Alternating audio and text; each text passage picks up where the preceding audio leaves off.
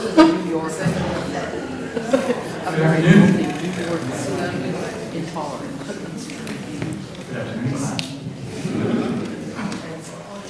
My name is Father Jim Storms. I'm honored to hold the Lane Chair at the, the Los Gago Chair at the Lane Center for Catholic Studies and Social Thought here at USF, and we're delighted to welcome you to this second of the lectures of our summer lecture series. This summer, we have Father Agbonkhianmeghe Orobator, a Jesuit from the East Africa province. He's a Nigerian by birth. For those of you who may not have been with us for the first session, just let me say a word or two about his background. He's a theologian by trade, having studied at Hekima in Nairobi, at the Jesuit School, what was then the Jesuit School of Theology at Berkeley, and has a doctorate from the University of Leeds in the United Kingdom. He's taught theology at Hekima and at the Peace Studies Institute there, and is the author of a number of books, a number of which are available for you afterwards. He is speaking today, Breaking the Silence, Catholic Ethical Taboos in the Context of the Church in Africa. I first met Father Orobator at his first Mass in Benin City in Nigeria. Now, imagine this scene. This is Benin City. This is, I think, the first man from that parish to be ordained. It's a large parish. People are very excited. The church is overflowing. The church has people around the church listening and ready. Begins, as I remember, with a procession of young girls dancing, flowers. You get the picture, right? We come to the homily. Now, this is the pride of the parish. Everybody gets quiet. And the first words from Father Orobator are, the first time I came to this church, I came to steal. You could hear the gasp all the way to Lagos. And I thought, now this is going to be an interesting homily. And I'm sure that this afternoon's lecture will be just as interesting. Father Orobator.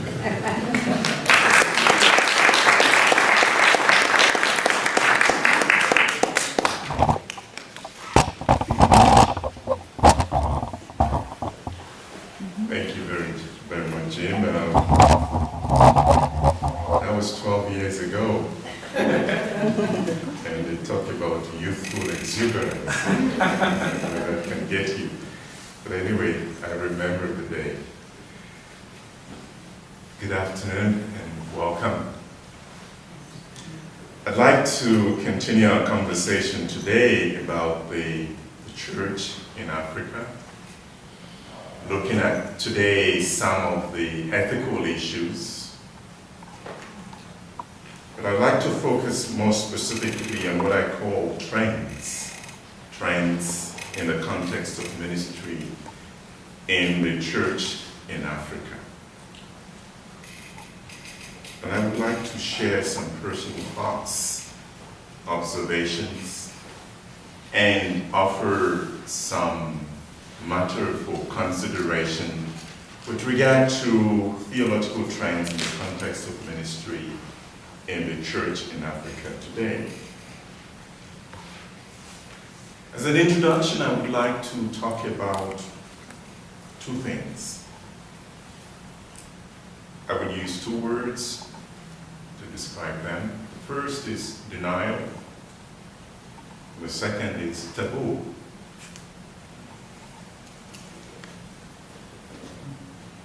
The Jesuit Walter Ong, who is the author of the book Orality and Literacy, writes in his book, "Sound exists only when it is going out of existence.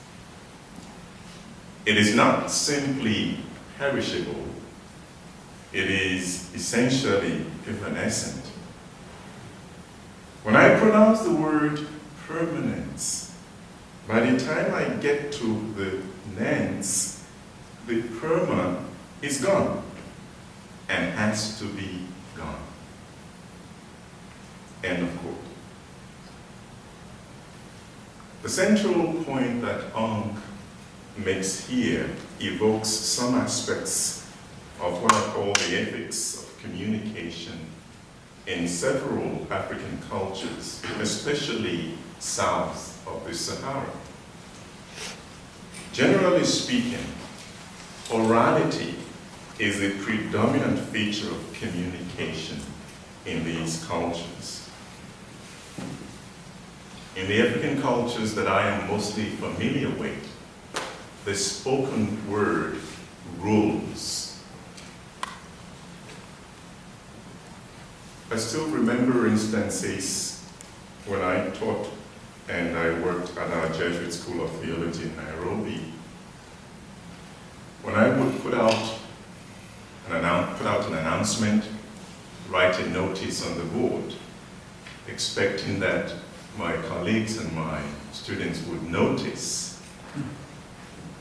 And some would miss it completely.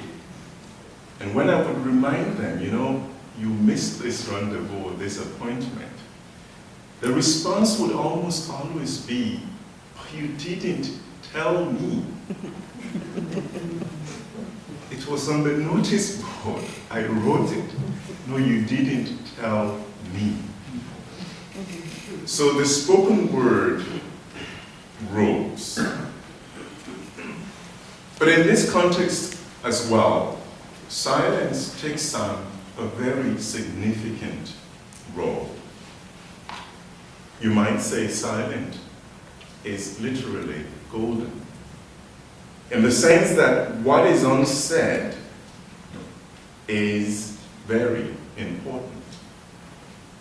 As one proverb says, the mouth does not reveal everything that the eyes see. And understandably, in the context of certain ritual celebrations, indigenous African religions prescribe total silence in order to guarantee the potency and efficacy of any remedy that is concocted for a particular malady. What I find even more interesting is that when it comes to aspects of social relationships that are judged to be uncomfortable, or issues that are judged to be uncomfortable, the preferred means of dealing with them is silence. Example, issues surrounding sexuality. In my culture, these issues are shrouded in mystery and silence. When we have to talk about them, we prefer to use innuendos, circumlocutions, insinuations, metonymy, figures of speech. And of course, I want to add that this is not a feature exclusive to African cultures. And this is my main point here, that this kind of attitude is noticeable in the African church that I am familiar with.